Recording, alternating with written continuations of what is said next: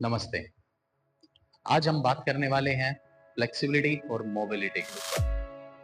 पहले तो इन दोनों को समझेंगे कि ये है क्या और ये काम कैसे करती है। देखिए, अगर हम अपनी फ्लेक्सिबिलिटी इंक्रीज करेंगे, मैं आपको थोड़ा जेस्चर देके समझाने की कोशिश करता हूँ। अब मैं अपनी उंगली को पीछे की तरफ खींचूंगा। अब यहाँ फ्लेक्सिबिलिटी इंक्रीज हो रही है। यहाँ पेन स्टार्ट हो गया धीरे धीरे, क्योंकि मैं इसको पीछे की तरफ बेंड कर रहा हूँ तो यहाँ की मसल्स और स्ट्रेच हो रही हैं। यहाँ की मसल्स खिंच रही हैं तो यहाँ फ्लेक्सिबिलिटी इंक्रीज हो रही है। अब मैं इसको ढीला छोड़ूंगा तो देखो कैसे लूज होगी, मसल्स पूरी लूज फील होगी।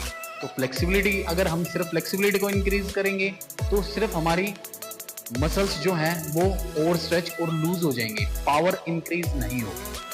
अगर हम यहाँ इस उंगली को मैं इस तरह दबाऊंगा और इसको पीछे की तरफ प्रेस करूंगा, इस मसल्स, यहाँ उंगलियों की मसल्स को एंगेज कर दूंगा। अब इसको मैं पीछे की तरफ स्ट्रेच कर रहा हूं तो यहाँ इसमें पावर इंक्रीज हो रही है, मोबिलिटी वर्क कर रही है यहाँ, प्लस फ्लेक्सिबिलिटी भी, दोनों एक साथ वर्क कर रही है। तो इसमें पावर भी इंक्रीज हो रही है और फ्लेक्सिबिलिटी भी इंक्रीज हो रही है। अब देखो, मैं इसको जैसे ही छोड़ूंगा तो ये यहीं पे स्टे करेगी।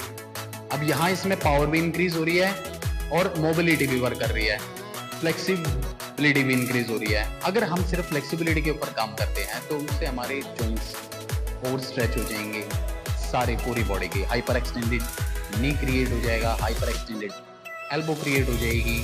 चलिए समझते हैं, एक और एग्जांपल देता हूँ कैसे। अब देखो, जैसे मैंने इस पैर को ऐसे इंटरलॉक किया, बैक स्ट्रेट करी, अब पैर को ऐसे खींचा, अब मैं इसको खींचता जाऊंगा तो पूरा खींच लूंगा। अब यहाँ मेरी फ्लेक्सिबिलिटी इंक्रीज हो रही है। अब मैं इसको छोड़ूंगा और स्ट्रेच मसल है, अब मैं इसको खींचूंगा, खींच रहा है, ठीक है, छोड़ा गया। अब यहाँ मेरे को क्या करना है, बैक स्ट्रेट की, कमर को एंगेज करना है, पूरा टाइट खींचना है, फिर इसको धीरे धीरे ऊपर की तरफ लेके जाऊंगा। अब जितनी मेरी कमर सीधी खींची रहेगी उतनी बॉडी एंगेज है, मेरी टाइट है, एंगेज है पूरी मसल्स। अब इसको मैं धीरे धीरे पास में लेके आऊंगा। अब देखो, पूरा नहीं खींच पा रहा क्योंकि मसल्स एंगेज है पूरी बॉडी। तो मसल्स को एंगेज रखते हुए अगर हम फ्लेक्सिबिलिटी इंक्रीज करते हैं, ये हमारा बेस स्ट्रॉन्ग करेगी एक तो, और हमें पोस्चर मेंटेन रखने में ज्यादा फायदेमंद करेगी और हमारा फ्यूचर इससे ज्यादा सिक्योर होगा। मैं आपसे अपना 17-18 साल का एक्सपीरियंस शेयर कर रहा हूँ।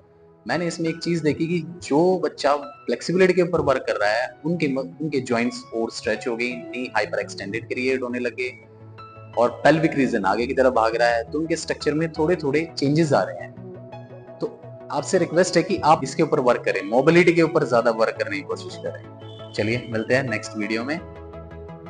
नमस्ते।